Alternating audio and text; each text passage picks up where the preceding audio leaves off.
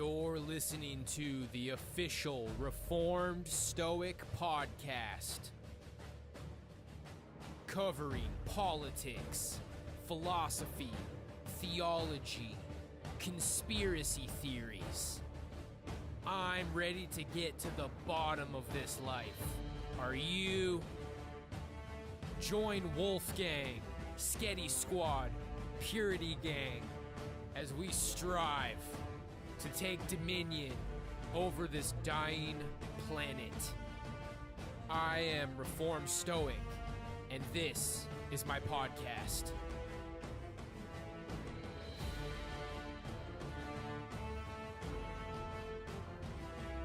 Let's get it.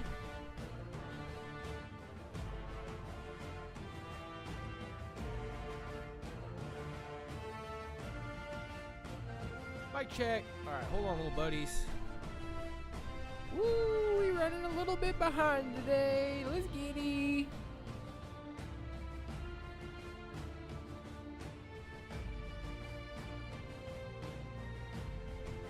Okay.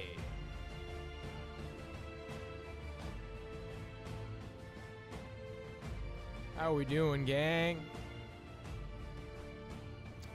Took a little extra time getting the program together for today.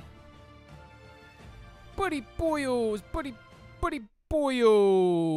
All right. So, today we got a smorgasbord of Trump stuff. Gonna take a little look at why men are leaving the United States, and then an article about why people in general are leaving the United States. And then we got a quick video on Christian forgiveness. So we'll kind of play things by ear today. Maybe I can pull up a couple more videos at the end. We'll see. We'll see how things go. Hope you guys are doing good. You know, in my shake today, I did a small workout, just 3 rounds shadow boxing, did 100 bodyweight squats. Pretty much in one set. I do the number series 1 through 14. So 1 squat, then 2, then 3, all the way up to 14. That adds up to 105. So that was cool. But for my shake today, I used half of a cup of almond milk and half a cup of apple juice. And it was pretty good, man. I thought maybe it would be gnarly. But no, the apple juice didn't really taste apple juicy. It just added sweetness. Both the almond milk and apple juice just added the sweetness. When I make the shake with water, it's pretty bland. So, good stuff, guys. Anyway, let's go ahead and crack me a fresh squirt. We're still getting carved up. Still carbon after all these smears. I guess it's time for the news segment. You're listening to the Reformed Stoic News segment. Let's go! That's what I call carbs. All right, I gotta plug this laptop in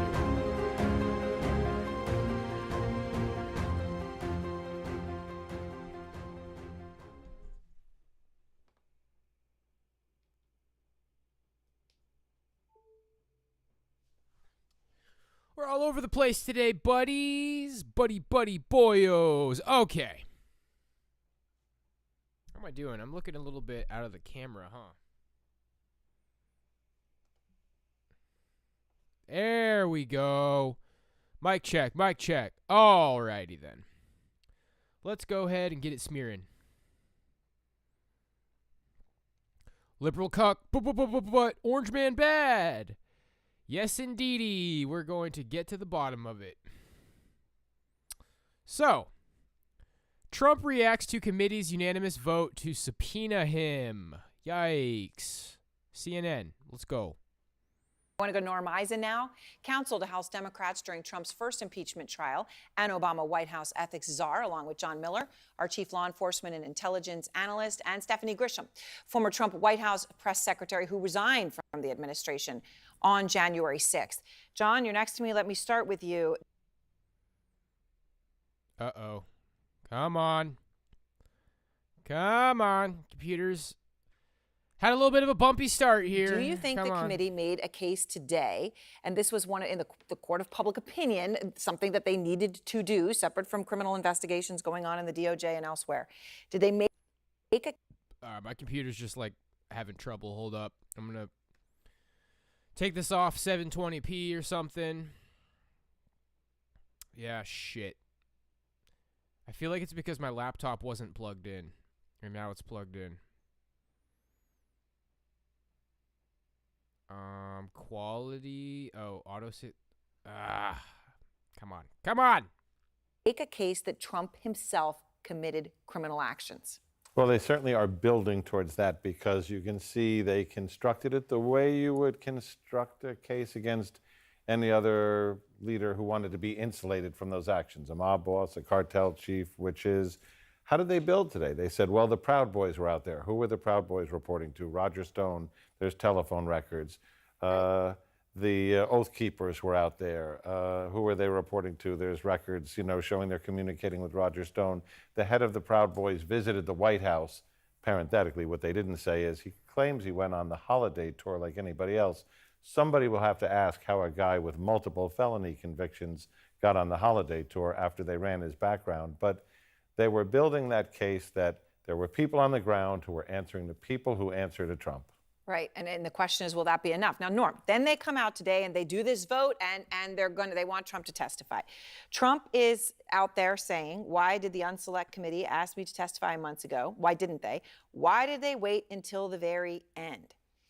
Okay, that is a question, because people have been asking them for months, and actually, a lot of people thought they were done these hearings, and then they added another one. They're still continuing to make their case. Why did they wait till now? What's the strategy? Well, Aaron, one thing the committee has been masterful at, and you referred to this when you asked John the question, is making the case to the American people.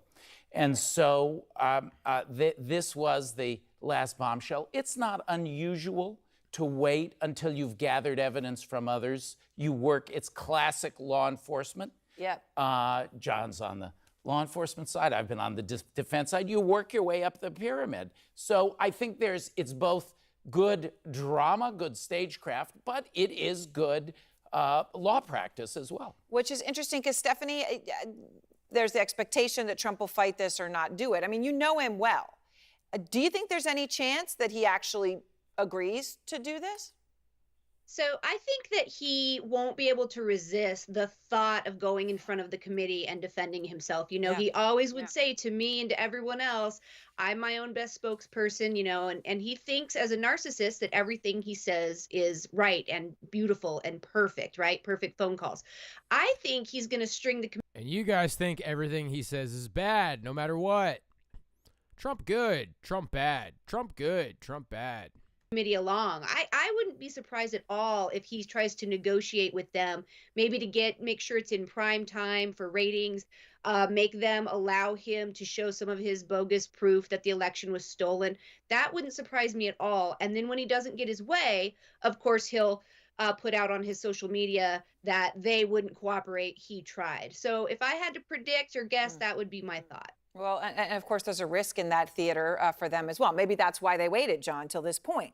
They also did put some of that video that we haven't seen before of the Capitol Hill leaders. You see Pelosi and Schumer. Let me just play a bit of that again. We did go back.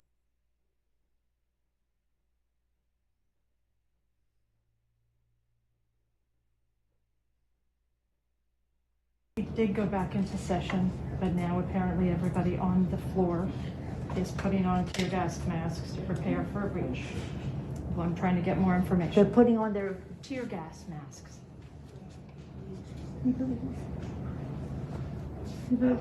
I can't.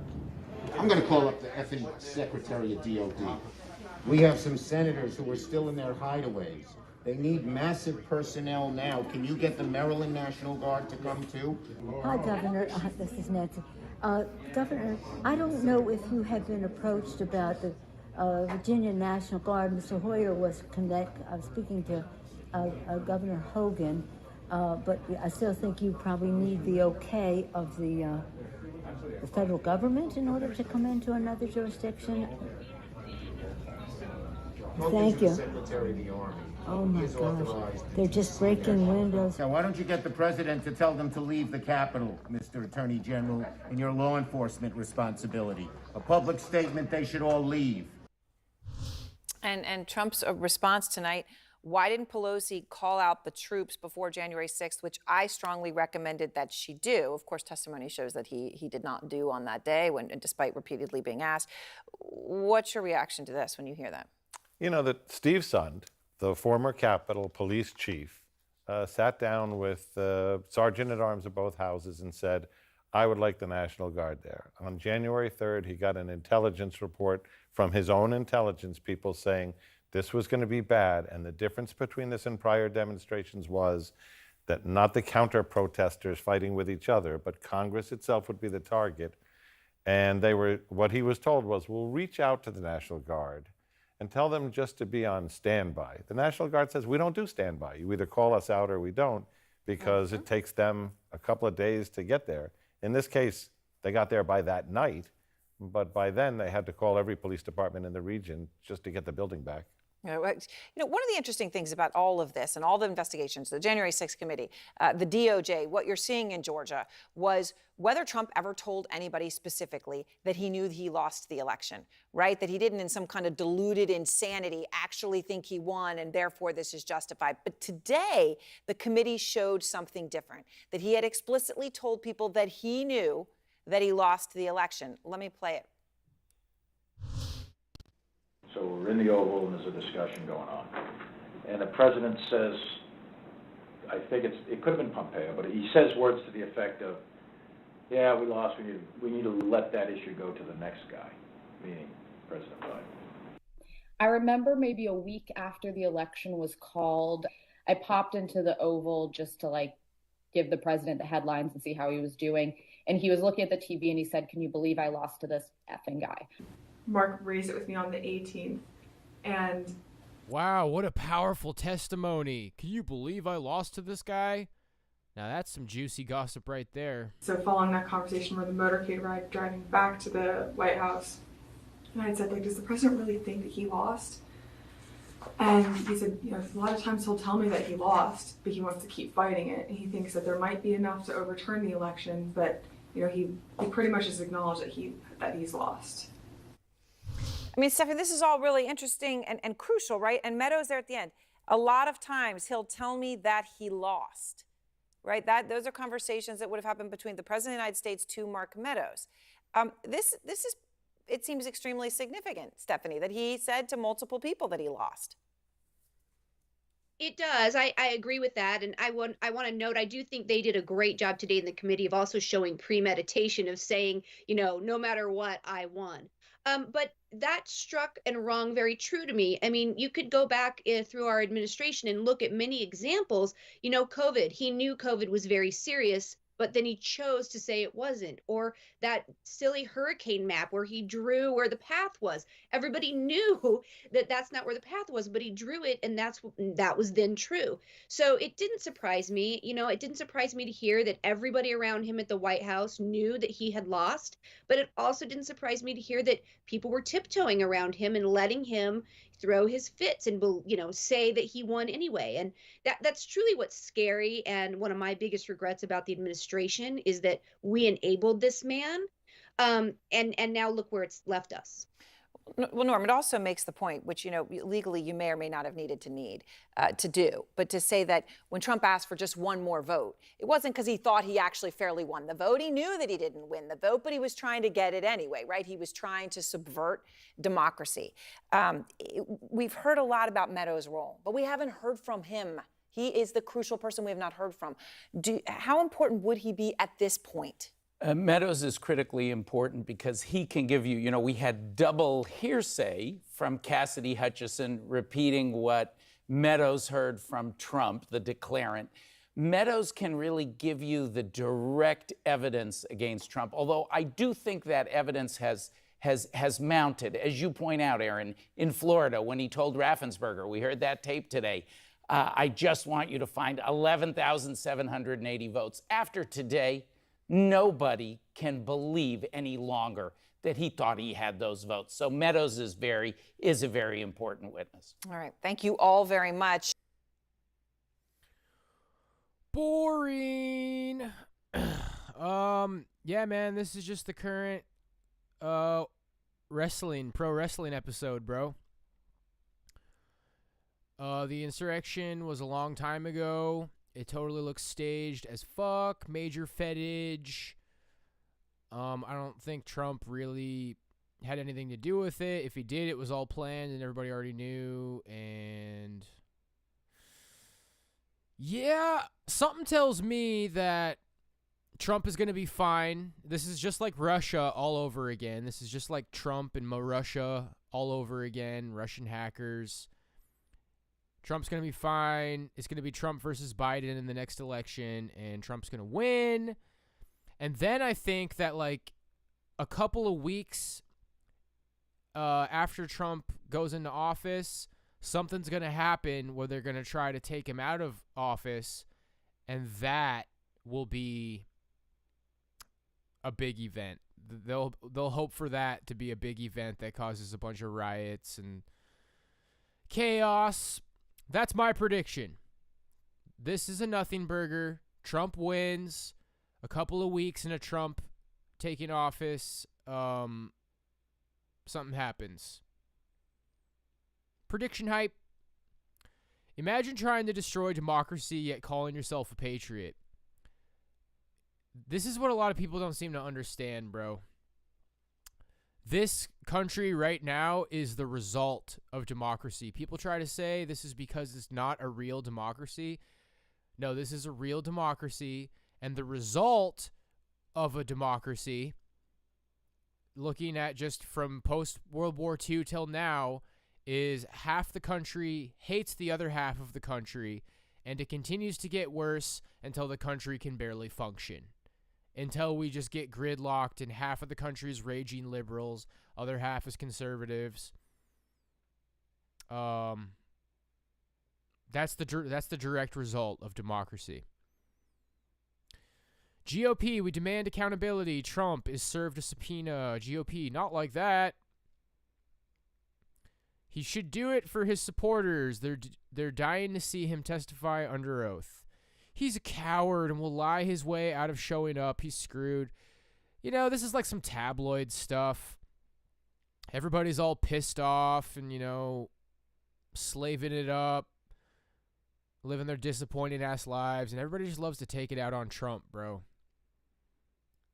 I mean, on the other hand, I don't really think Trump is any sort of a hero or anything, but just a lot of people who need a punching bag. Come on, Donnie. Speak your truth to power. You're a big, strong man. Don't let a little fear of perjury stand in your way. Have you guys seen the little Donnie memes?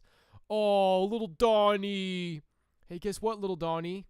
I don't want to repeat the memes right now. But if you know those memes, let's go. All right, well, we got some decent-sized clips today. This next one's short.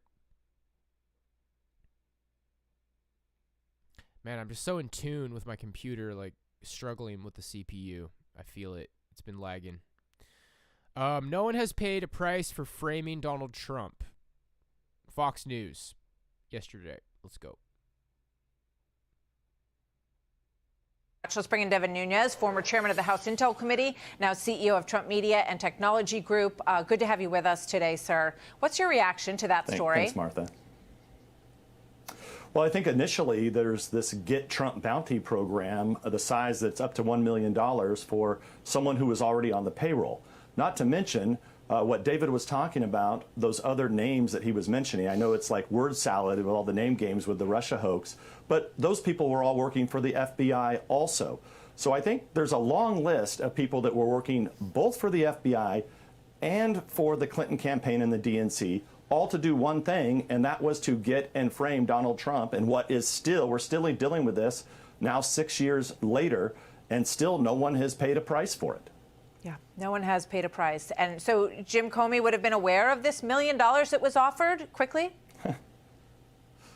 It's hard to believe that Comey and the whole cabal were not aware of this. This is really outrageous, and hopefully Durham can get a prosecution here, and hopefully he has additional charges. I hate to see these FBI guys skate free. $1 million just weeks before the election. I mean, we could talk about this for a long time. I hope you'll come back. Devin Nunes, obviously we had breaking news today. Thank you, Thanks, sir. Martha. Great to have you with us. Hey, Sean Hannity here. Hey, click here. It's them FBI boys. I'd sure hate to see them FBI boys skate away free. It's them FBI boys. So, you know, CNN, Trump bad, Trump bad, Trump bad. Fox News, Trump good, Trump good, Trump good. This is the rise of a populist, ladies and gentlemen. We are witnessing the rise of a populist. United States is a lot like the economy of the Weimar Republic leading into World War II. Trump is a populist, you know, with some arguably... I mean, I really don't think he has any radical conservative views, but some people seem to think he does. We're seeing something that looks very similar to World War II times. Scary. Scary stuff. Come on, YouTube, load me up some comments there, buddy. Imagine being held accountable in 2022. Ooh, here we go, the Espionage Act. The Espionage Act, a law that the Department of Justice, DOJ, cited in the search warrant that was served on Trump's Mar-a-Lago estate early last month, does not require that mishandled documents are classified in order for someone to be prosecuted. All the law is concerned with is whether government documents are used or mishandled in a way that could jeopardize the country's interests abroad. Trump broke the law, period. Ignorance of the law isn't a valid excuse.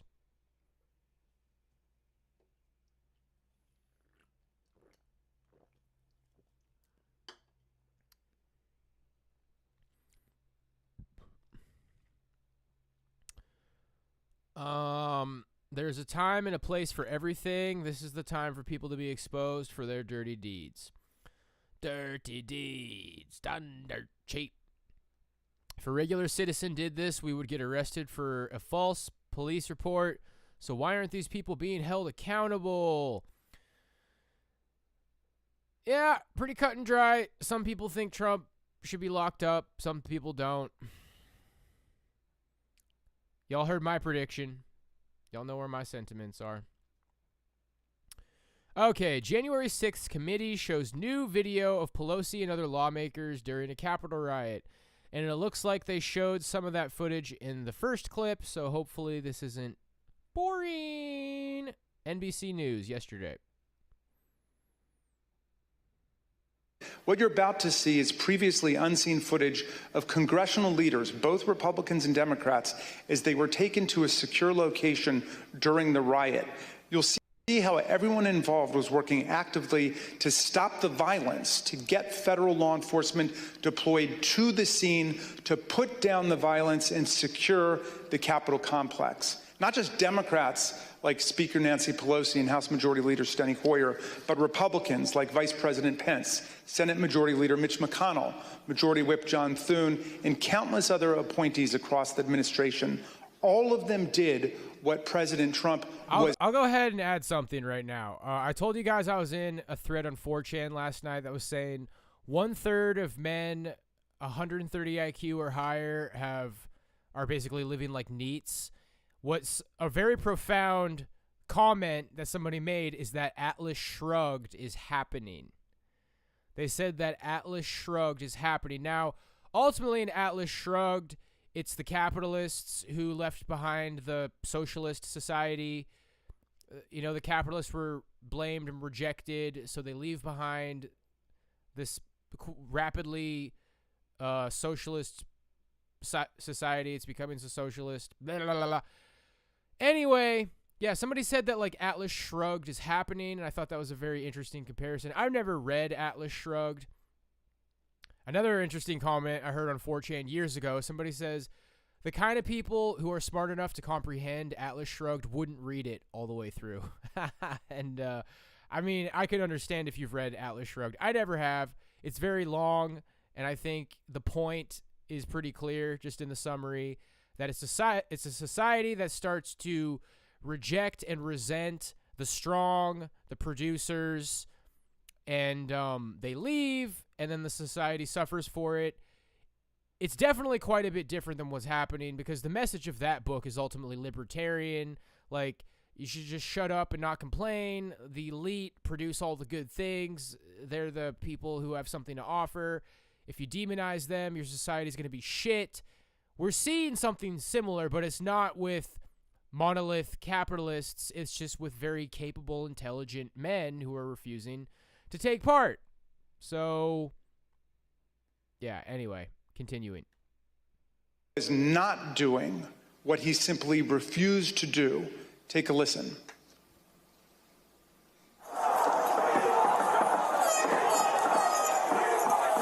We're starting to get surrounded.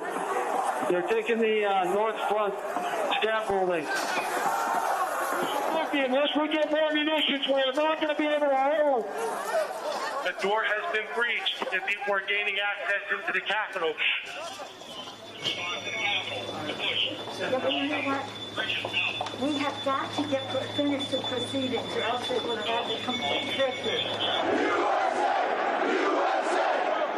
Senator Schumer is at a secure location, and they're locked down in the Senate. There has to be some way we can maintain the sense that people have that there's some security or some confidence that government can function and that we can elect the President of the United States. Did we go back into session? We did go back into session, but now apparently everybody on the floor is putting on tear gas masks to prepare for a breach. Well, I'm trying to get more information. They're putting on their tear gas masks.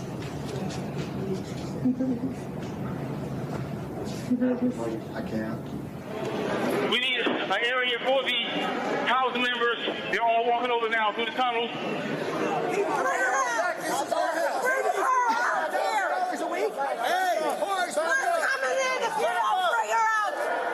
I'm going to call up the effing Secretary of DOD. We have some senators who are still in their hideaways. They need massive personnel now. Can you get the Maryland National Guard to come too? I have something to say, Mr. Secretary. Well, I'm going to call the mayor of Washington, D.C. right now and see what other outreach he has to other police departments, as Leader Hoyer has mentioned.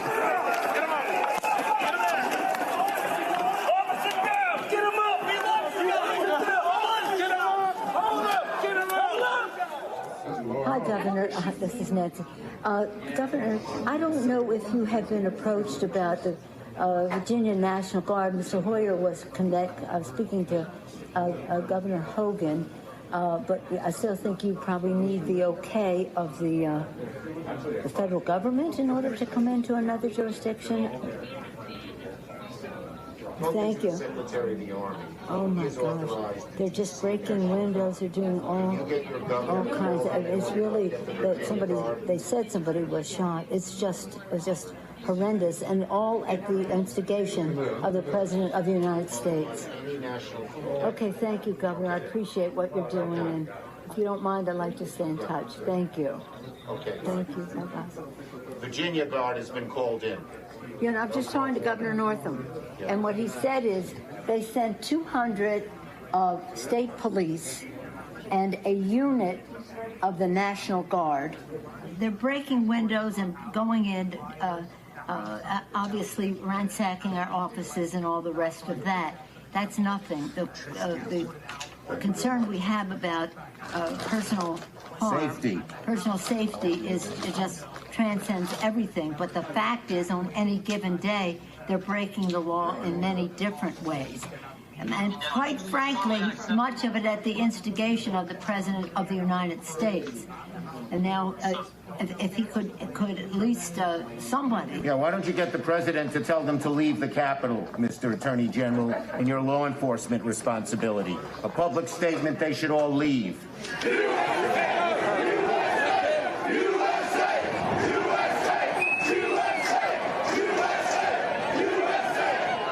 cannot be just we're waiting for so-and-so. We need them there now, whoever you got. You also have troops. This is Steny Hoyer. Troops. Okay, so we have a little bit of time to make that decision. Andrews Air Force Base. All right. Other military bases. Thank you. We Thanks, need Paul. active duty National Guard. How soon in the future can you have the place evacuated and pulled, cleaned out? Look at all these freaking boomers, dude. Oh my gosh, we need to go through the tunnel. Everybody grab a snack pack. Line up for your snack packs and go into the tunnel. Oh, there's smashing windows. I know, it's okay. I don't want to speak for the leadership that's going to be responsible for executing the operation, so I'm not going to say that because they're on the ground and they're the Well, just pretend for a moment it was the Pentagon or the White House or some other entity that was under siege. And let me say, you can logistically get people there as you make the plan.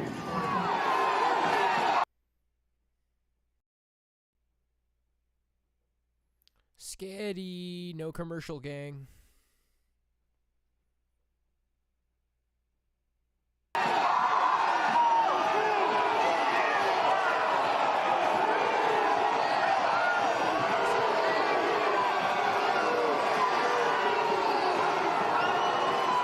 We're trying to figure out how we can get this job done today. We talked to Mitch about it earlier.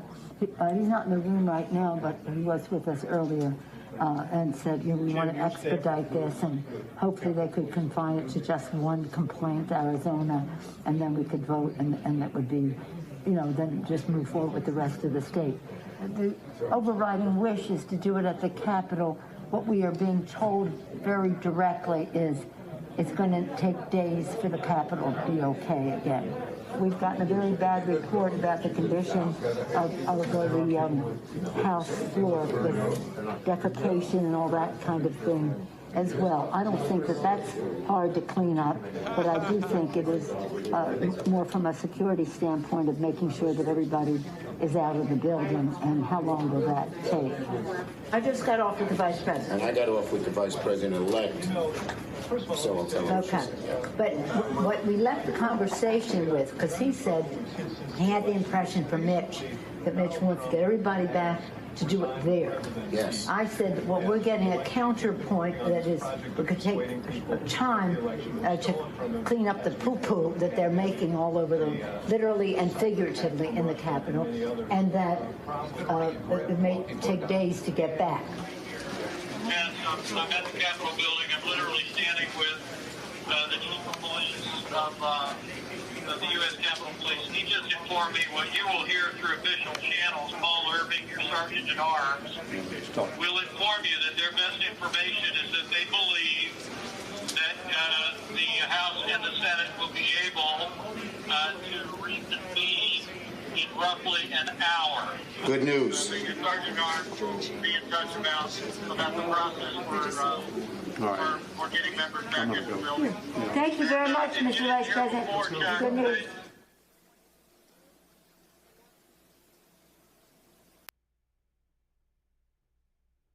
Thanks for watching our YouTube channel. Follow today's top stories and breaking news by downloading the NBC. All right, well, that was some new footage. Just a little bit underwhelming. I mean, it was kind of cool to see what goes on behind the scenes. Damn, dude, how do my computer is just really triggered, dude. My computer is just really triggered. I'm just wondering. I seriously feel it was because I plugged in the power while I was live, and I plugged in the microphone after OBS was open, and it's just not going back to normal. Everything is just spurging out. It's going to be a little bit frustrating the entire time. All right, I don't feel like we need to read any comments here. Hopefully the article should be smooth. Okay. We got The Atlantic. Donald Trump tried to destroy the Constitution. What will it take for millions of Americans to care? Now, by Tom Nichols. I pulled him up. on Wikipedia. We're not going to spend too much time here. Let's take a look at the early life.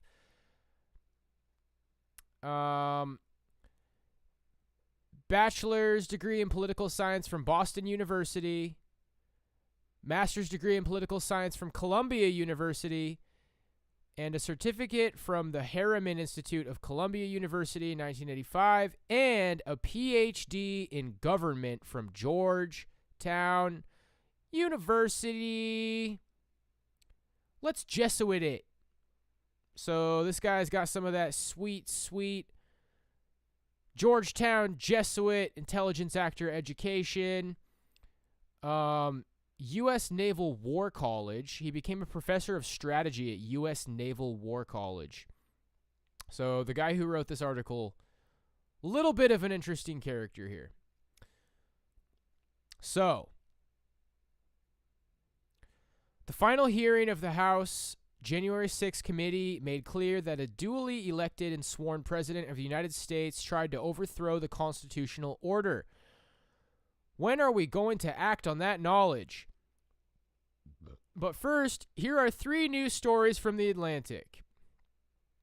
I think we're good on that. Unnatural disaster. There are days when the presidency of Donald Trump seems like just another natural disaster that we can allow to recede into history after we count its victims and repair the damage. But earthquakes and volcanoes do not have will and cannot choose to return and destroy again. Trump, however, is like a hurricane pacing just offshore, waiting and plotting to flatten and flood our political system, perhaps for good. And the hell of it is, we Americans know he's there. We know that he's done. We know what he's done and what he can do again. Yet millions of us would gladly welcome his landfall again. Millions more of us have thrown up our hands in exasperation as Trump and most of his regiment of Reinfelds have, for now, managed to escape any consequences for their actions. Yesterday, in what was likely the final hearing of the January 6th committee, the nation was told once more and without ambiguity that Donald Trump, the commander-in-chief, actively sought to subvert our democratic order. My Atlantic colleague David Frum summed up the committee's findings and the nation's reaction in one tweet: decisive and irrefutable documentary evidence that the 45th President of the United States tried to overthrow the U.S. Constitution by violence. No big deal. Just another news day. Yeah, I think it's a little bit dramatic. A little bit dramatic here. For years, I have been wondering when Americans would draw the line on Trump and his minions. We could rehearse the litany of Trump's awfulness, his vulgarity, his racism, his callous disregard for veterans, his pathetic submissiveness around Vladimir Putin. We could remind ourselves of the attempt to pressure the Ukrainian government that got him impeached the first time. None of it seems to matter because for a large swath of the American public, nothing really matters. Cringe. And here, I do not mean only the MAGA Republicans, loyalists who are already a lost cause.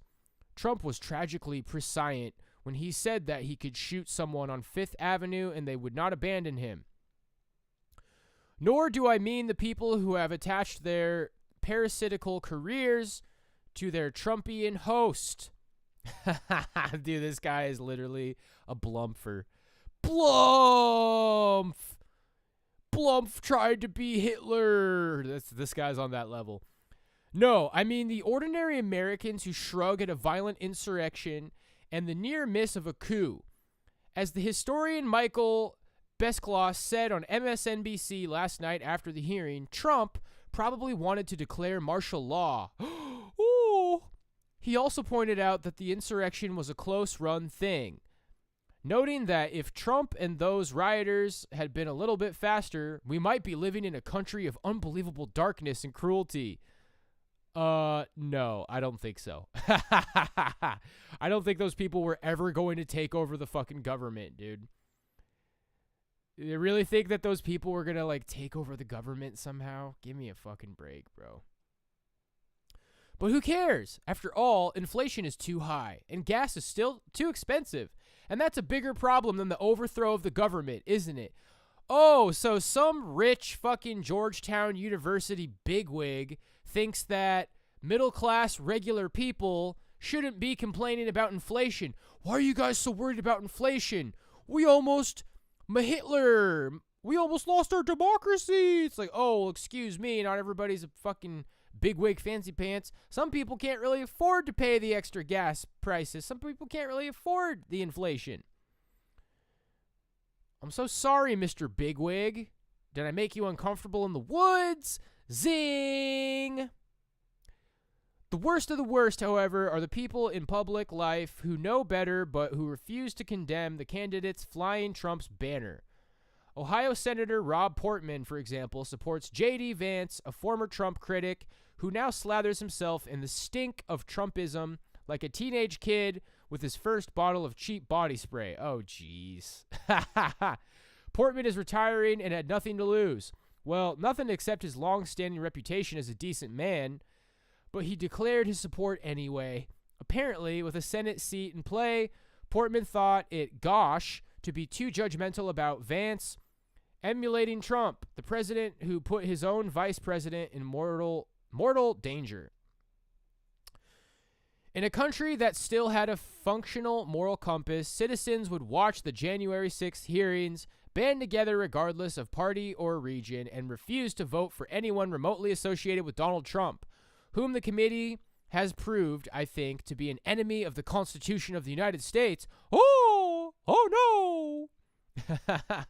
His party, as an institution, supports him virtually unconditionally, and several GOP candidates around the country have already vowed to join Trump in his continuing attack on our democracy. To vote for any of these people is to vote against our constitutional order. It's that simple. Bro, we just like seeing you guys get triggered. Like, you're feeding into it. You're making people want to support Trump even more. Many GOP supporters, particularly in the conservative media ecosystem, would reject all of this as guilty by association, as if somehow a candidate who embraces Trump may be excused for supporting lawlessness and sedition. This is how, for example, the Wall Street Journal justified endorsing Kari Lake in Arizona. Lake is one of the most extreme election deniers and Trump sycophants in the GOP, but the Journal thinks she'd be great on the issue of school choice, as though the funding of education would be the big issue if Lake conspires with other Trump cultists across the United States to deliver the final blow to the notion of the peaceful and constitutional transfer of power. Yeah, you know, regular people, they're worried about the inflation. They're worried about the gas prices. They're worried about the school choices. Like your whole kvetching or whatever the Jesuit equivalent is. You're kvetching about this whole thing. Like, yeah, dude, we're worried about the gas prices. We're worried about the schools. We don't really care. Let's go. In the confusion of the moment back in January 2021, it was easier to believe that perhaps the mob was spontaneous, that elected Republicans were sincere in reviling Trump for his part in crediting it, and that the GOP might come to its senses, at least where Trump is concerned. Today, thanks to the January 6th committee and the evidence it has amassed, we know better. To vote for anyone still loyal to a party led by the narcissistic sociopath who put our elected officials and our political system itself in peril is to abandon any pretense of caring whether the United States remains a constitutional democracy. The question is whether enough of us will care in little more than 3 weeks from now to make a difference. Wow, buddy, you feel better? You feel better after writing that, buddy? That was really special, buddy. Good job, buddy. Okay, guys, I'm going to go ahead and grab my bathroom break. I'm also going to go hunt down my glasses. I'm doing a pretty good job reading without my glasses. Oh, man, this CPU stuff is just really getting on my nerves. It just seems like if I don't start everything smoothly, it's just a train wreck the entire time.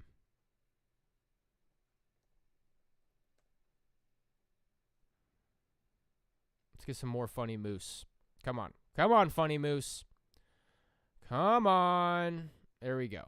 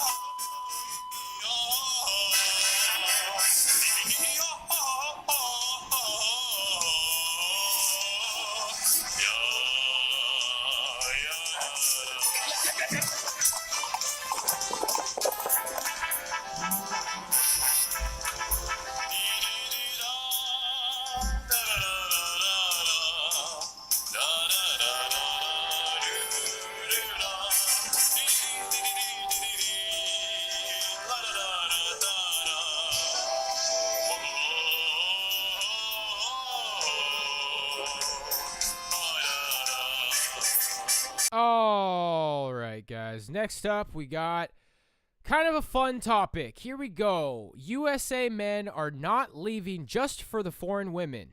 The rise of the passport bros. So we're going to have some interesting sources here for this topic on men leaving the United States. This came out 2 days ago.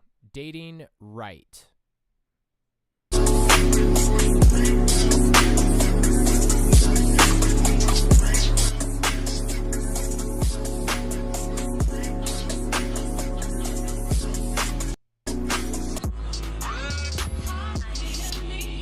Brother, we aren't going to find wives. We're not changing scenery just to find women.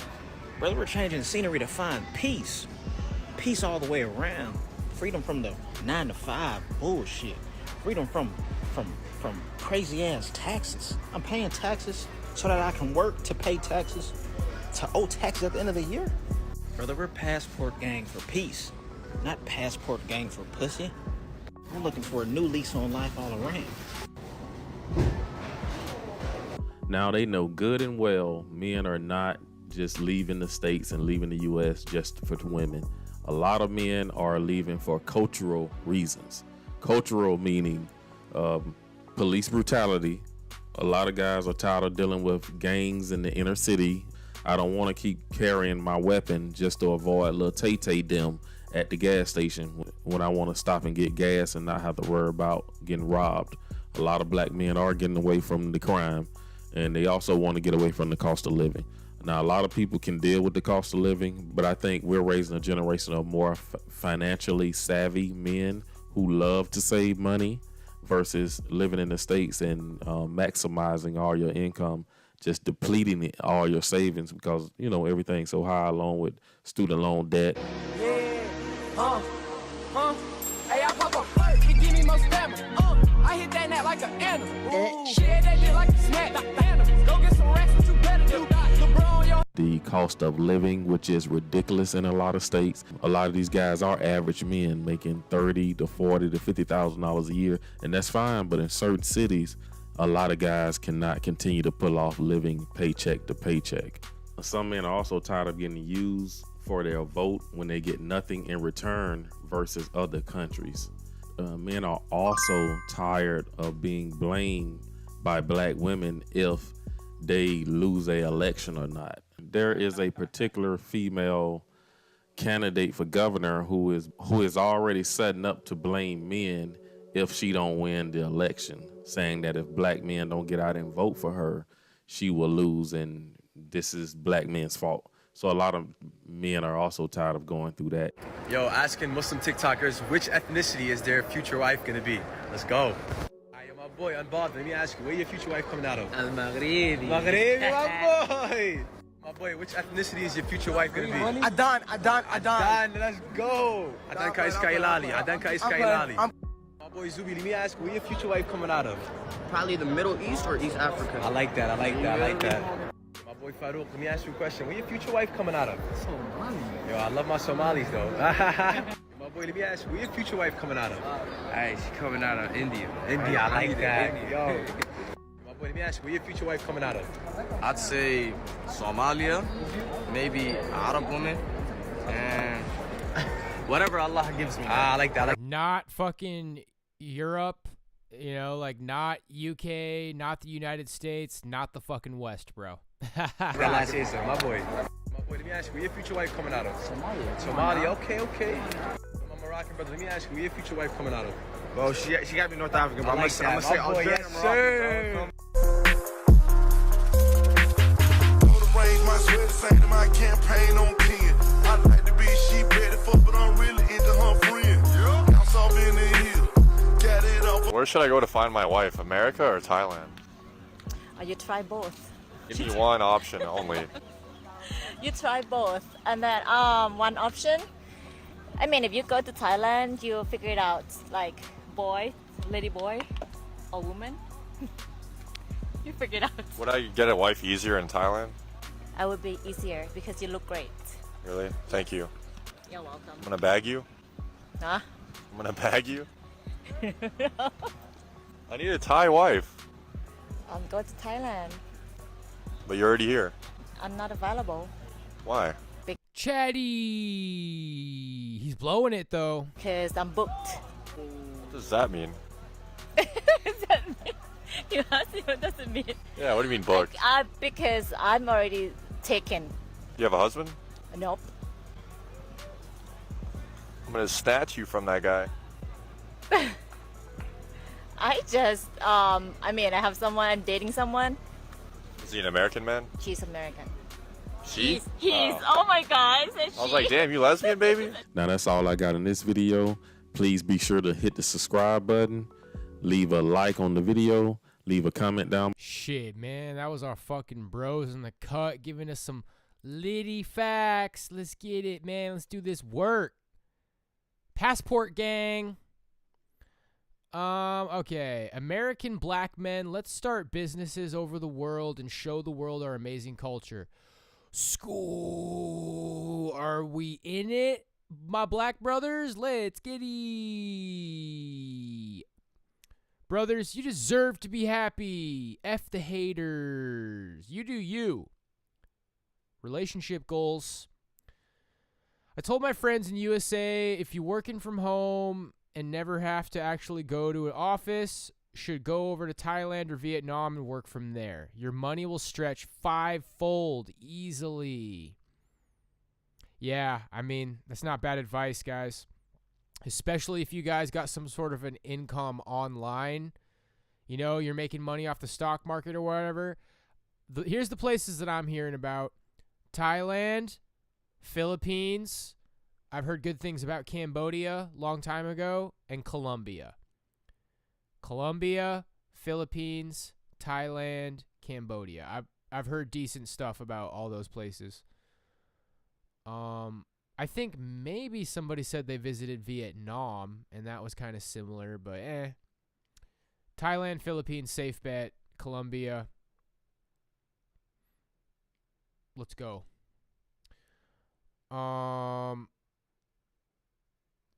I'm not obligated to be a cleanup man for Pookie and Ray Ray because I'm short.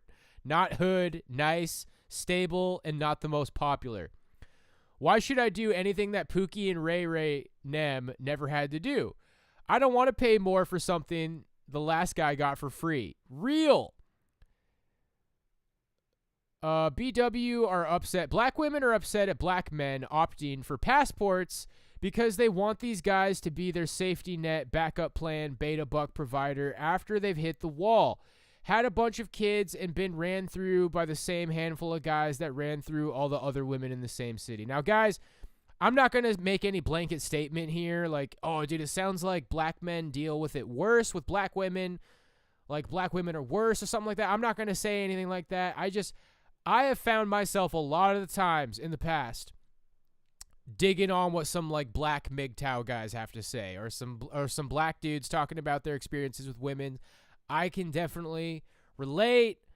Sometimes I just feel what I've seen of like the best of the black MGTOW community is like they seem masculine. These dudes seem masculine. They're holding themselves up confidently. They're not getting sucked into the black pill. Like, yeah, this dude's admitting that he's short, but he knows that he's got some value, man. He's like, I shouldn't have to put up with this shit. And you don't, guys, okay? Your whole black pill shit, guess what, guys? You would do better in Thailand. You would do better in the Philippines. You would do better in Cambodia. Don't be fucking listening to black pillars be like, dude, it's even over if you're an expat. No, it's really not, guys. It very well might be over in the United States, but that's on them. That's on other people here, bro. We're not the problem, guys. We're not the problem.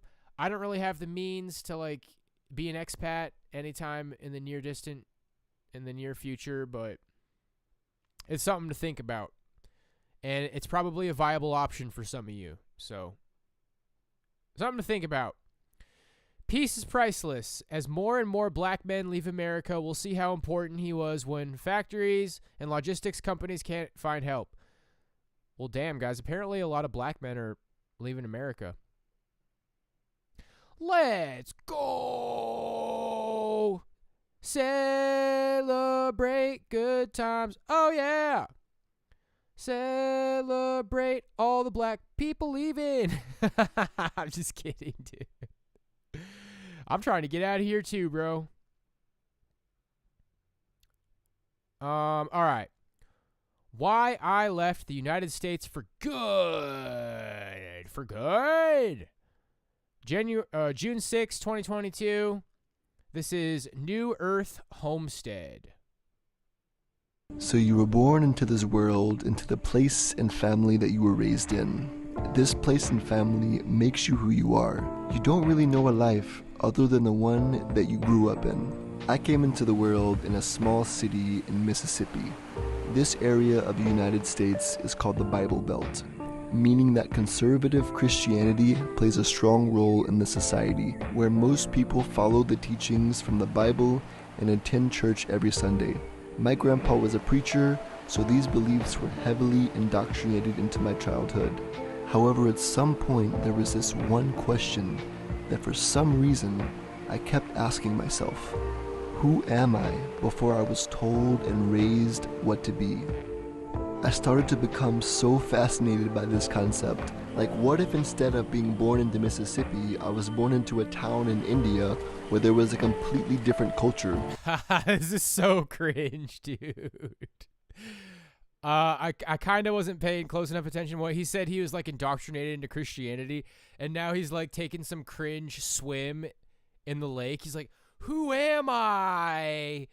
Who am I? He's like shirtless swimming in the freaking river. It's like, yikes, dude. You're just some fucking midwit like swimming, bro. It's not that deep.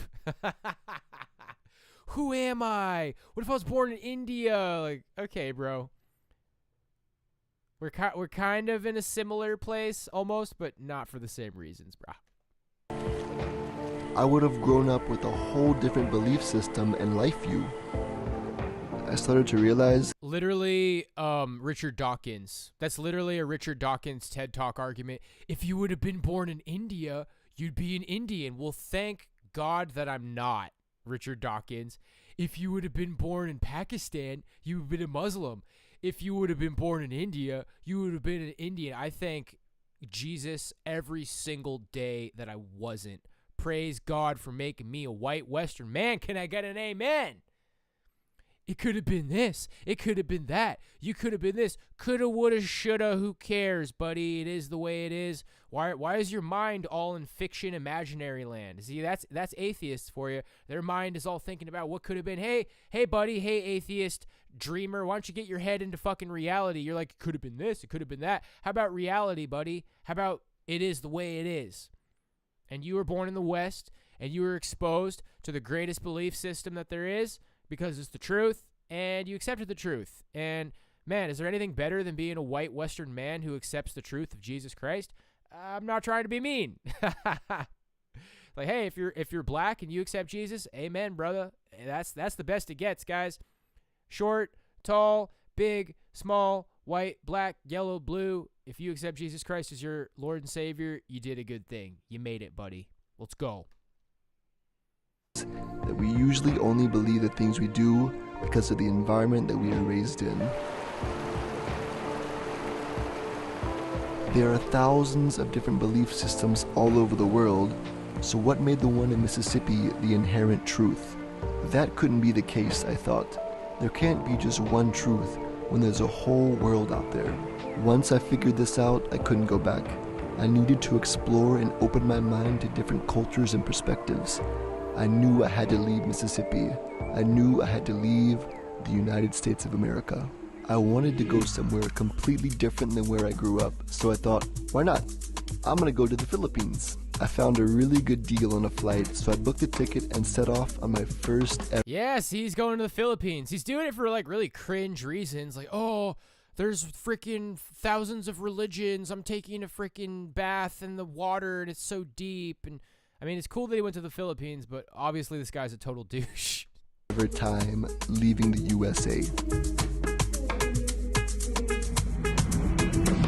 I have no idea where I'm going, the people I'm gonna meet, the cultures I'm about to walk into. Like, all I've ever known is America. Bye. Bye-bye. Alright, I just arrived in the Philippines. It is 6 a.m. and now I'm about to open my eyes for the first time. I kept my eyes closed from the bus ride from the airport, but now I will see my first culture other than America. Here we go. Wow, that's so fucking crazy. I closed my eyes in the bus ride here. This is my first culture. Like, wow, bro. This is just... this is 90 IQ vision. This is like 90 IQ simulator. What it's like to just like try to fucking be deep, but you're just not, dude. This is like when you're in that... You're just deep enough to have like a midlife crisis and to be like, there's something wrong with this fucking country. But you try to figure it out. It's like, oh, there's thousands of cultures, and I was indoctrinated into Christianity. Like, when really the worst culture in the United States at this point is the inner cities, which are rapidly abandoning Christianity. So, dude, this is, you know what, women who think I'm a disgusting chauvinist pig, this guy is a fucking This is This guy is just as much as Kimmy, dude. That's That's the face of right there. I'm discovering another culture. Okay, ladies, men, too. You're all This is wild.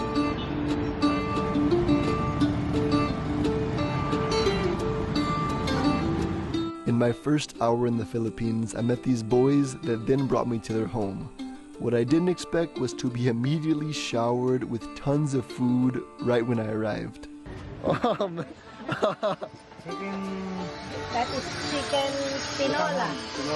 Thank you. Since you already finished the rice, do you want some more rice? You like rice? Yes. Okay. Yin, you guys have been very kind to me.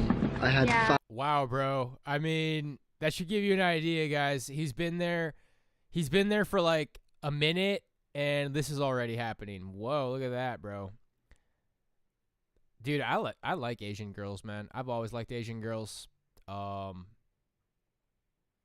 mean, bro, it looks good to me. This guy's a total douche, but this looks pretty good to me so far. You show up and 10 minutes later, like, you're being fed rice by pretty Filipino women. Like, sounds good to me.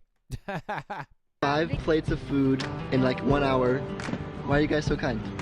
That is Filipino tradition. We are willing to help. Tomorrow you can go here again if you want. You can if you want to be a part of our family. They then brought me to the Filipino countryside. Literally just like adopted by like a family as soon as he gets there, dude. I have a new family. Dude, how do I keep pausing at the perfect moments? I mean, hey, good for this guy, dude. It sucks that this is all like at the expense of being raised Christian, but I mean, he probably found what he's looking for, even though he's a dumbass. I was absolutely shocked at how beautiful and pristine the nature here was.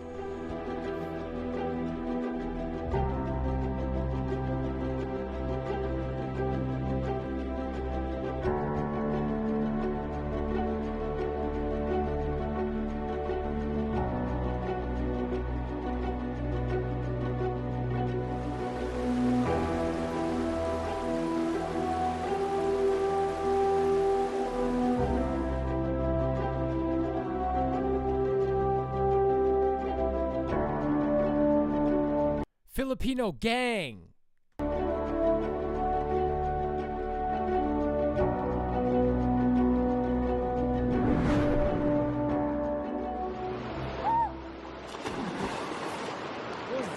The Philippines has just reopened its borders for travelers, and I highly recommend visiting this absolutely beautiful country. You could spend a lifetime in the Philippines and barely scratch the surface of what this country has to offer. From luxury resort towns to secluded off-the-beaten destinations, the Philippines is home to over 7,000 individual islands. Although you can't quite squeeze every island on your list, hopping between some of the country's crystal clear beaches is a guaranteed memorable experience. Yes, the nature in the Philippines is absolutely stunning, but what makes it even more special for me are the extremely kind and friendly people here. So make sure when you visit to connect with the warm and welcoming people of this beautiful country.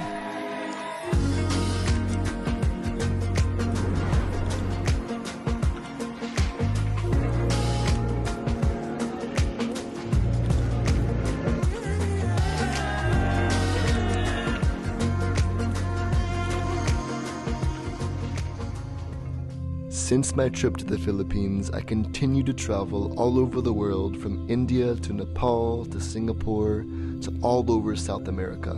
And now I'm settling down in Costa Rica with no plans to return to the USA. Now don't get me wrong, I'm super grateful for the opportunity of being born in such an economically privileged country. It's allowed me to explore the deeper truths to life without constantly being in survival mode like many in the world are. But I personally just don't feel a connection to the country and place I grew up in. And that's okay. I don't need to conform to the way of doing things where I grew up, just because that's what I'm expected or supposed to do. I made a decision when I was 18 to follow my inner heart's calling wherever it would guide me.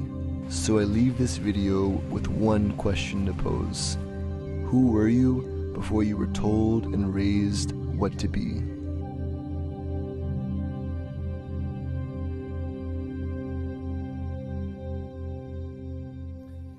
It looked like he was holding the hand. It looks like he was holding hands with a different girl, like everywhere he was, bro. I mean, it's not like this guy's like bad looking or anything, but man, and I had the same feeling when I've watched other videos. I've watched other people's videos where they're just walking around the Philippines, and same thing. These Filipino families take you into their home and feed you until you can't eat anymore. I mean, they're basically like, let's just be friends. Like, let's hang out again. Like, come do it again. And it's like, it really starts to just make me realize, bro, how many guys today in the United States are having an experience? You go to a bar, people make dirty looks at you. Women are rude to you. You talk to a woman, she makes you regret it. You go to a university, angry NPC faces, people virtue signaling about how they don't like white Christian males. Like, how many people are just having bad fucking experiences everywhere they go in the United States, bro? Like, this place is bad vibes, dude. This country is becoming bad vibes. Like, in the Philippines, and it's not really a race thing. It's like, wow, nice people. I mean, maybe you might be a little uptight, like, oh, everything, I like white people the best, but you go there and like there's all these nice little Filipino people. It's like, wow, these people are really nice and they're treating me good and they want to be my friends. They just kind of like unconditionally accept me as a friend. It's making me uncomfortable just watching it. I'd think about like how nervous I'd be in my mind. I'm like, oh, am I going to say something that blows it? Or these people are going to think I'm weird. It's just like, hey man, just have some food and hang out. And a pretty girl's like sitting next to you, big smile. And I think it's a completely fucking different way of life, you guys. I think this country has seriously become something very fucking nasty, and it's hard for you to accept because anytime you ask anybody about it who's a normie, it's like, man, why is it that when I talk to girls they treat me like shit, and I try to go out and make friends and people kind of like tease me and gang up on me? It's like, oh dude, you don't work hard enough. And well, that's in your head. It's what you're doing to yourself. You're isolating yourself, bro. You're doing it to yourself. You got to work harder. Well, dude, like, what do you expect, bro? Like, somebody's going to fucking gaslight you because the person that you said that to, they're probably a fucking normie. They're probably part of the problem. This country is negative as shit, bro. And our politicians and teachers and people in charge, they don't fucking like you. And it's like, I'm not even saying this. Like, you might take this kind of a trip and you're all uptight and you're like, I'm going to finally like get women and I'm tired of women treating me like shit. And like, you're all uptight, and then you go there and you're there for a couple of weeks and it might just heal you, bro. You might just loosen up. It's like, wow, I don't really have to worry so much about women anymore. Like, yeah, there are women here who like will date me, and it's just like this uptight feeling I had where I'm all defensive and like why is it so hard? And you know, you're starting to get sucked into that negative black pill direction. It's like, I think some of these other ways of life that these countries have to offer, Philippines, Thailand, it could very well heal you.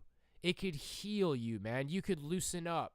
You could not be so uptight. You might not be as angry. Like, the culture here has become fucking toxic, bro. And any, like, feminist woman who hears me say that, well, that's just because you're lazy and that's because you're entitled attitude. It's like, no, you know what? You know what I think? Treating people like shit, there's no excuse for it. There's no excuse. Even if I don't fucking work hard enough. Even if I don't do this. Even if I don't do that. Even if I do have some flaws. There's never a fucking excuse to treat people poorly. If you treat people poorly, then you're just kind of a shitty person. It's like, okay, I'm not living my life in a way that impresses you. Like, do I really need to be shit on because of that? That's what this country's at now, guys. And I think most men are just like stuck. Most men are just, you can't accept reality because so many people are going to try to suck you back in. This country is trying to like hold on to what it is. It's this weird, it's like the liberals are becoming conservative. Like, we got to preserve, you know, conservatives preserve, and then the liberals change things. But then there's this like liberal conservatism. We need to keep this country the way it is. 50% of the country hates the other 50% of the country. Like, the schools are 60% women. Everything is like radical feminist. We need to keep it the way it is. We need to keep it the way, like, this country is fucking gone. It's over. Anyway, now I'm just venting, but it feels good, bro. To feel like I could go somewhere in the world and people are just good to me and like nice and you know, I would be nice too, bro, and just be like, wow, like an opportunity to have community, for people to be good to me, for people to just kind of accept me unconditionally. Like, that would heal a lot of fucking men, bro.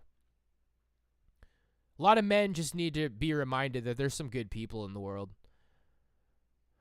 Hello from Vietnam. We have much in common, brother. I'm raised and told to be a career successful person, but I chose to retire at 30 to grow my own forest. Now we live next to a national park near Saigon. It's always nice to see people like you guys. I love this so much. I realized during my first solo trip abroad how many people warned me of culture shock in a new place, but it never came. Funny, because nothing was stronger than the reverse culture shock coming back to the States. From one preacher's grandchild to another, grateful to have made it down to our quiet paradise in Costa Rica. Thanks for sharing. Costa Rica, guys, I'm starting to think Costa Rica sounds pretty cool too. I thought Jamaica sounded cool too, man. I mean, I don't know. I haven't had a lot of people sign off on Jamaica, but you saw I was getting into that Rasta shit. I might Rasta it. But, you know, like, got to keep in mind what kind of women are going to be there. Costa Rica, Philippines, Thailand, Cambodia, Colombia. Freedom. Freedom, boys. There's girls out there who would just give you, like, more than a shot. There's girls out there who would just, as soon as they meet you, they'd be wanting it to work out, you know? And it's a completely different experience than most men are having here. Your experience is she's looking at her phone, she's angry, she's one-word answers, she's not interested in you right out the fucking gate. Just like that girl, I showed you guys my messages to that girl the other day. I'm like, hey, has anyone been gossiping about me? Well, that's a weird thing to say. Wow, like, that's a really weird thing to say. Like, dude, women here got a big fucking stick up their ass, and I think a lot of you deserve it, buddies. All right. Really reminiscent here. Why are some Americans moving out of the United States? So this is the news, Inside Edition, July 26, 2022. Inside Edition. Are we good here? I think we are. And after more than 2 years of dealing with COVID, along with inflation and a divisive political climate, some Americans have simply had enough, and they're packing and moving their families all the way to Europe for a new life. Les Trent has details. Allison and Dustin Baxley are giving Inside Edition a tour of their new home in Portugal. This is our living room. As you can see, it's quite large, which is nice. Look at that backyard, equipped with a large pool and outdoor kitchen. It's a far cry from their apartment in Brooklyn, where they lived before moving overseas. Our house in Portugal is 3 bedrooms, 3 baths, and is half the price of what we paid in Brooklyn. They have 2 young children and say they were also very concerned about safety in the big city. With gun violence, school violence, the crazy politics that were going on, it was definitely a good time to make a change. The Baxleys are part of a new wave of Americans packing up and moving to Europe.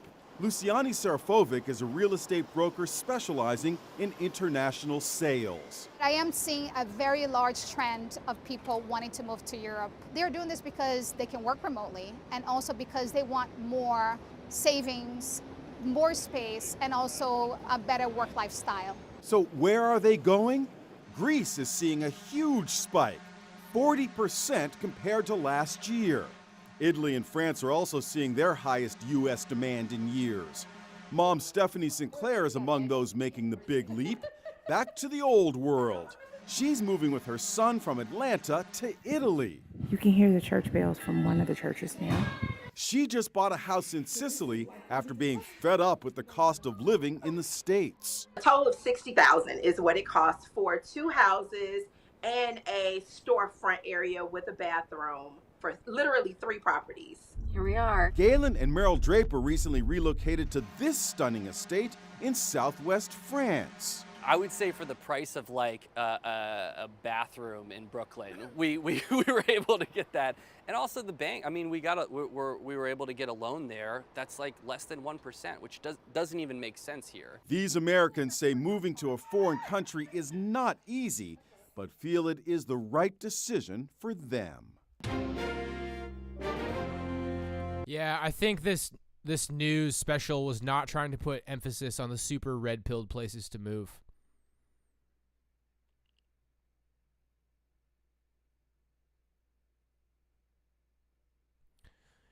Those light brown-skinned women, my friends,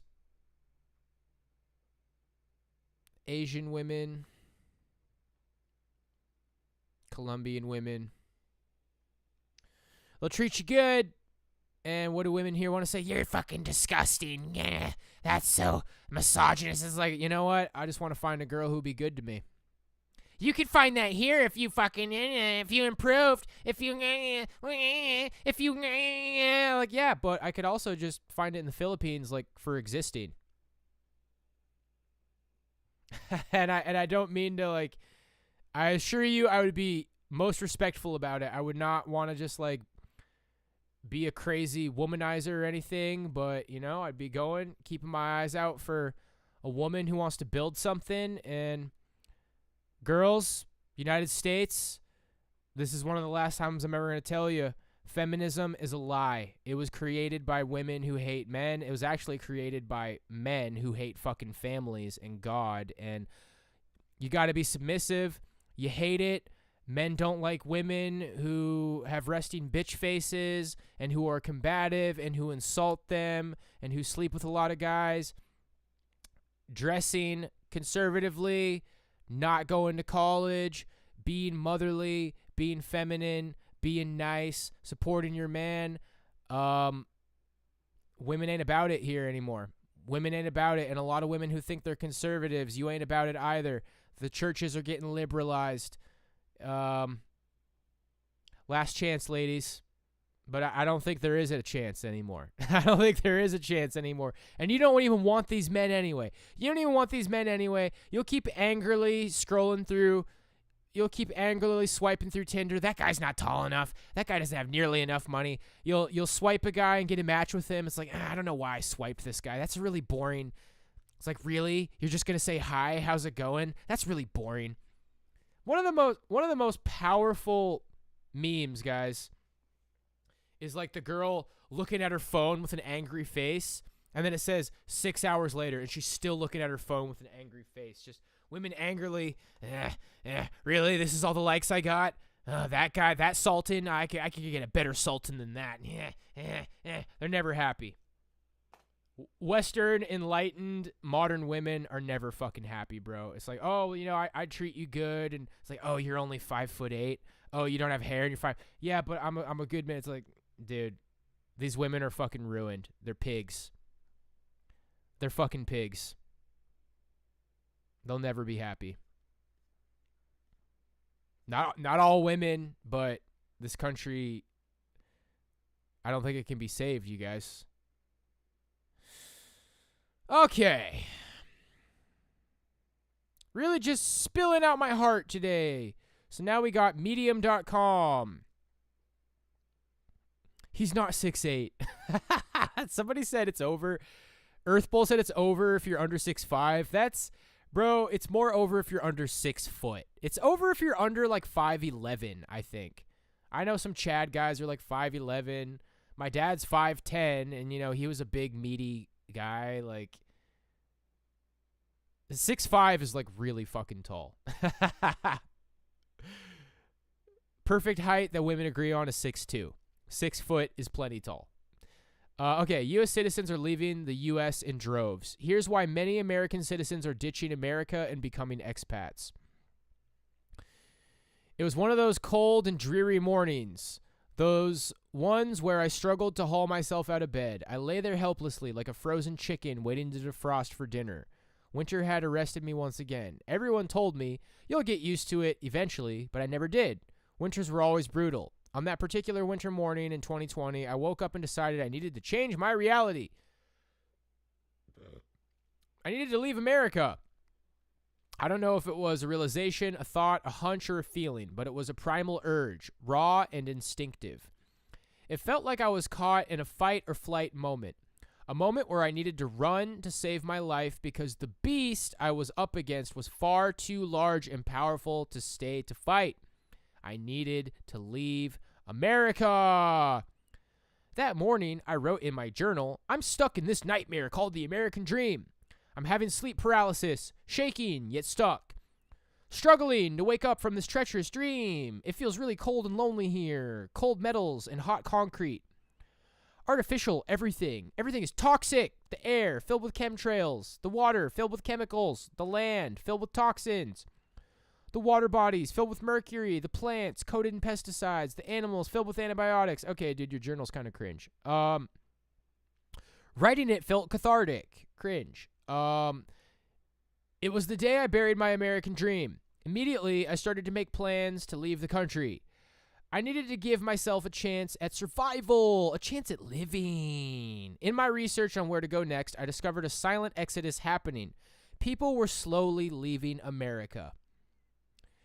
I think I covered this topic at the perfect time, you guys. Like, I think a lot of men are about to come to this realization. It's like, you know, I'm going in a circle. I'm trying to do things. I'm getting shot in the foot. You know, they said go to the dance club. I went to the dance club, and women were looking at their phones, and they're angry, and I got shot down. And not only did she shoot me down, she tried to embarrass me in front of people.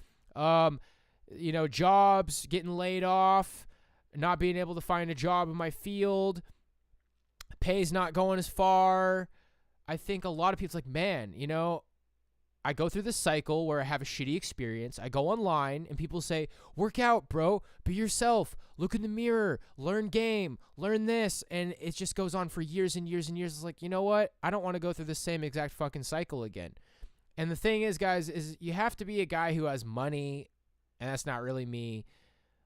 But if you've been working, if you got your money, if you got a nest egg to fucking get you out of here, it really might change your life, guys. You gotta assess where you're at in life and what you'd be missing out on here. For a lot of guys, it's nothing. Your friends and family are gonna keep trying to tell you it could be better, and it's never gonna be better for a lot of men here. They left for Thailand, Mexico, Colombia. Mexico's another one. I think life in Mexico could be really good. I know some people here who, they had connections to Mexico. My family visited Mexico once. Their friends had a condo there. Life could be really good in Mexico too, if you do it the right way. Here we go. Colombia, Thailand, Mexico, Colombia, Costa Rica, Portugal, Italy, Ecuador. They left to explore alternative lifestyles in other parts of the world. I discovered 10,000 U.S. passports expected to be dumped this year and another 23% of American expats. About 2 million people saying they are seriously considering renouncing citizenship. Unbecoming American is starting to sound as American as apple pie.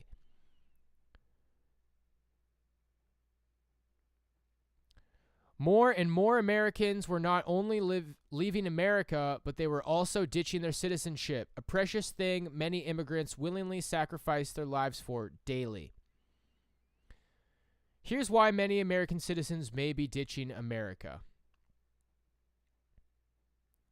Debt. America runs on debt. You have to have debt in order to be in good credit standing. I know it sounds counterintuitive, but it's just how the system runs. All right, let's kind of brush through these. Expensive health care and health insurance. Health care is expensive in America. Although the quality of health care is far advanced and far higher standard than many parts of the world, many aging Americans on retirement and living on Social Security are opting to live in developing countries where their dollars go a longer way.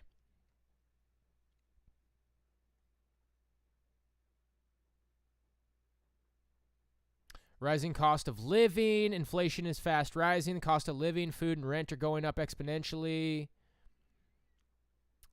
Racism and racial tensions. Yeah, for us guys, it would be racial tensions.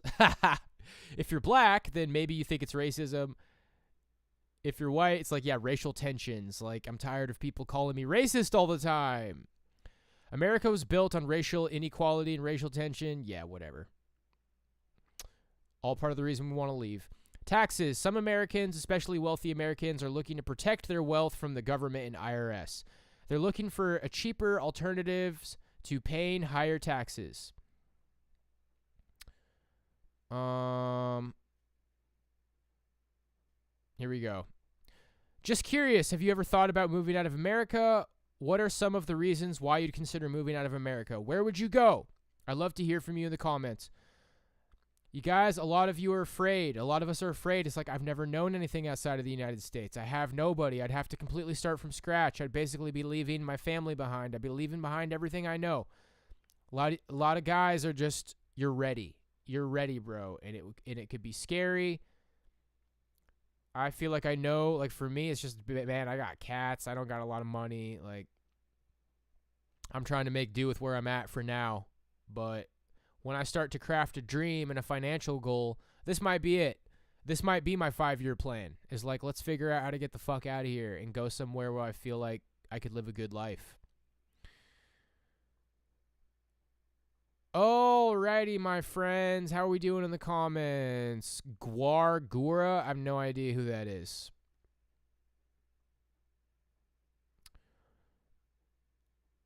Men go in their own domestic assault. Can you get neat bucks and live in Thailand? I'm not so sure. Technically, you're not allowed to get disability and live abroad, but a lot of people do it. Let's get it. Wait till government resolving debt has to be paid with the higher interest rates. Social Security yearly increased at 8.7% a year, the highest ever increase. Retirees living through the highest asset inflation bubble. So if they own stocks or assets, they were rich by now. Well, guys, we're going to wrap up with just 4 minutes and 19 seconds. 420 hype. Can't Forgive. And we've watched this guy before, and I think this guy's pretty well spoken. Dr. Charles Stanley. I think this guy's got some wisdom. So this is going to be on forgiveness as a Christian. In Touch Ministries.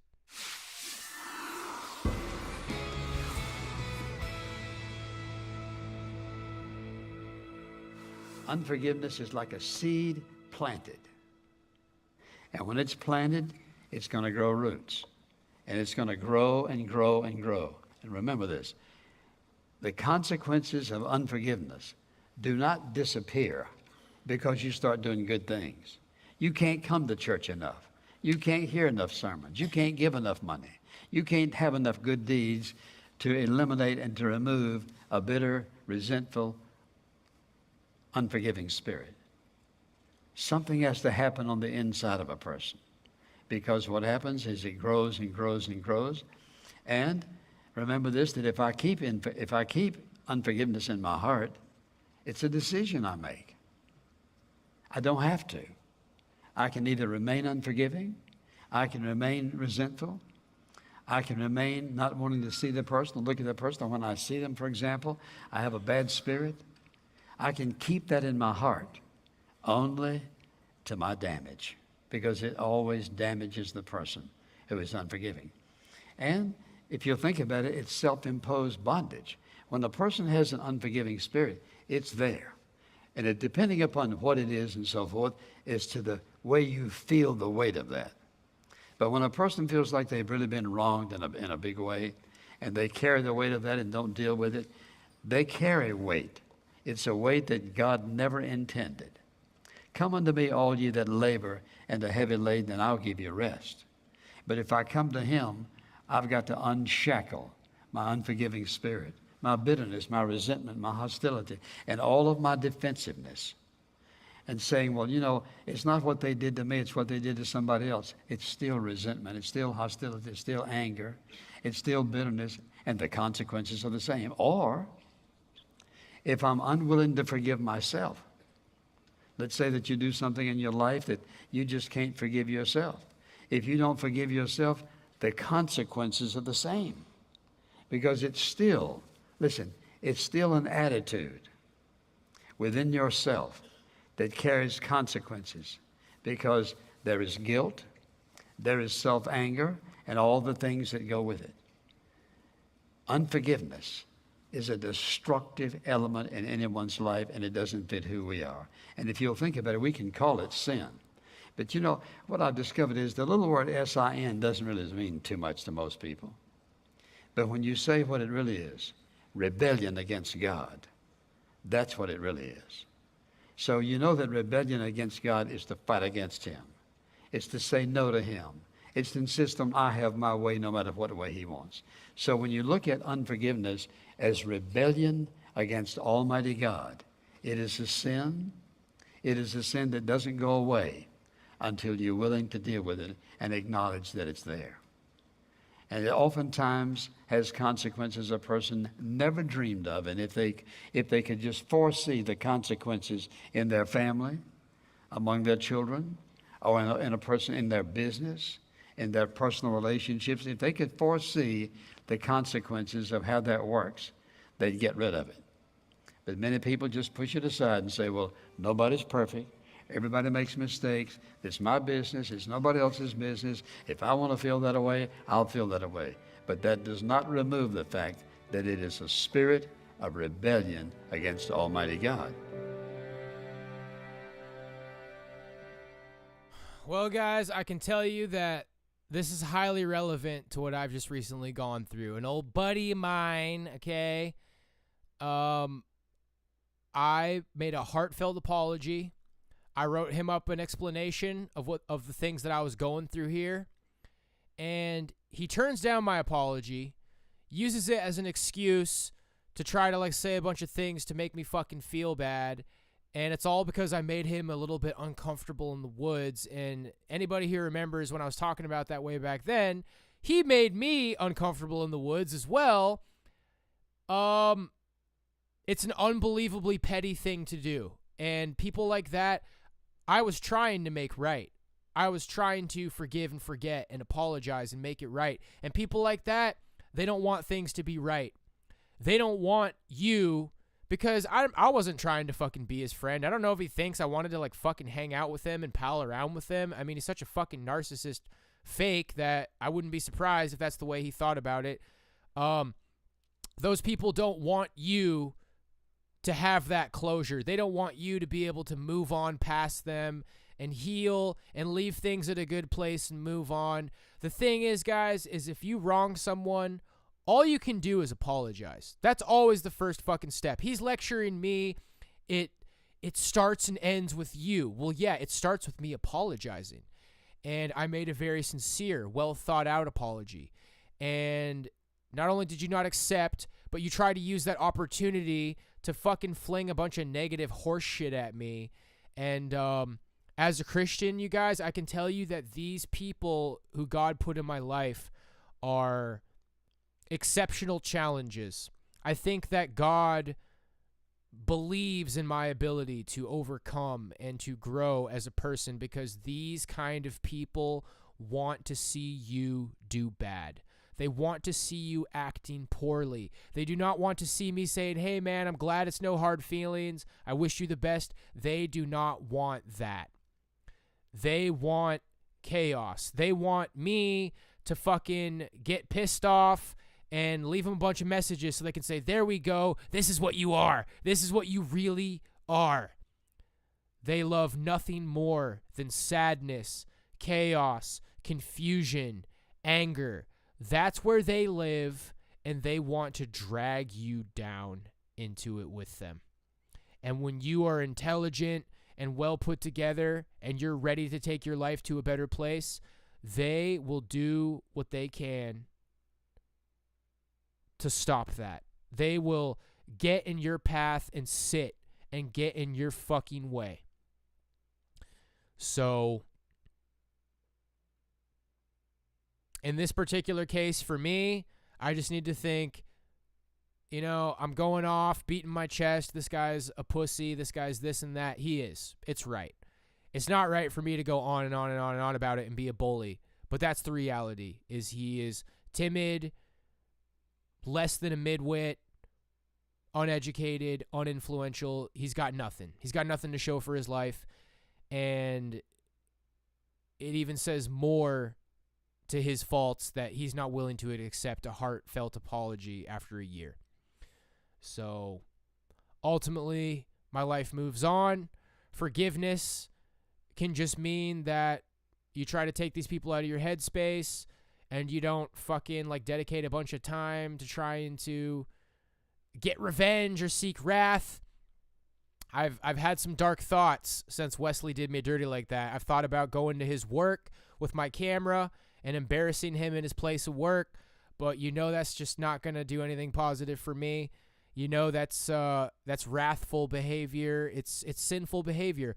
Wesley's refusal to accept my apology is making it harder for me to do the right thing. It's making it harder for me to be a good Christian. And there's a lot of fucking enemies of God out there. There are a lot of very cruel and unusual people out there who will serve as that kind of challenge in your life, who will try to make it difficult for you to be a good person. And just take it slow, take deep breaths, pray, go easy on yourself, work out, focus on you, do your thing, grind out your little experience point every day, and do the right thing, guys. Do the right thing. Anyway, that concludes our podcast for today. I just think the Trump stuff is really boring, but I think that section on men leaving America was pretty good. Food for thought. Maybe it's about time to start thinking about a 5-year plan, guys. I'm thinking about mine, and, you know, I got to tell you, man, my family's growing on me a little bit. I had some rough times with my family, but, you know, me and my parents are smoothing it over. Me and my sister have smoothed it over. Me and my aunt have smoothed it over. I mean, I got a big family, and we're kind of smoothing it over. But I'm just going to have to figure out what's best for me, bros. God bless you guys. I appreciate you being here. We'll see how I'm feeling at 8 p.m. Maybe in an hour. I'll go back live, and we'll chill. But I got to tell you, man, I need a relaxing weekend. I need to just chill this weekend. A little bit of a bumpy week for me, trying to make things right. A lot of people trying to make it difficult. Whew, boy, do people want to make it difficult.